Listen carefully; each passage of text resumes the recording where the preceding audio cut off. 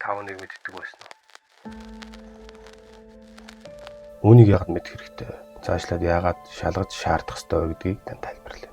Барилгын зураг төсөл хийж бүрдэлт холбоо тохиолдол гэсэн хэсэг байдаг. Үүнд орчин үед бидэнд усаагаар нь хэрэгтэй болсон интернет буюу дотоод сүлжээ, бидний амьнаас эд хөрөнгийг хамгаалах үүрэгтэй галын тохиолдлын систем, домофон, нэвтрэх систем, зарлан мэдээлэх систем гэдэг бидний ойр орчимд анзаарагдахгүйгээр маш чухал үүрэг гүйцэтгэдэг гэсэн юм. Таныг бараг интернетээс бусдын ажиллаж байгаа үгүйг нь мэдэхгүй байгаа гэдэгт итгэлтэй байна. Жишээ нь гэрээ чин гадаа байгаа машиныг хэн нэгэн мөрөгчөд алгуулсан бол танд камернаас чухал зүйл үгүй л болох байх. Бас орцуулан хотхны хаалгаар нэвтрэхэд чинь ямар нэгэн асуудал байгаагүй санаарай. Мөн хамгийн гол зүйл болох галын тохиолдлын системийн талаар ярьсныг өмнөх үйлчлэг дээрээс үзээрэй.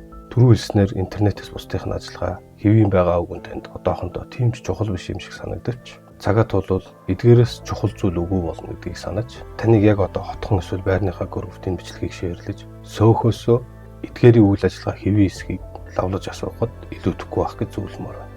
Нэмжлэхэд сая хэлсэн зүйлсийн ихэнх нь дундын өмчлөлт хамаардаг учраас оршин суугч бидний ухамсараас шалтгаалсан ашиглалтын нөхцөл байдал бүрддэг гэдгийг санаарай.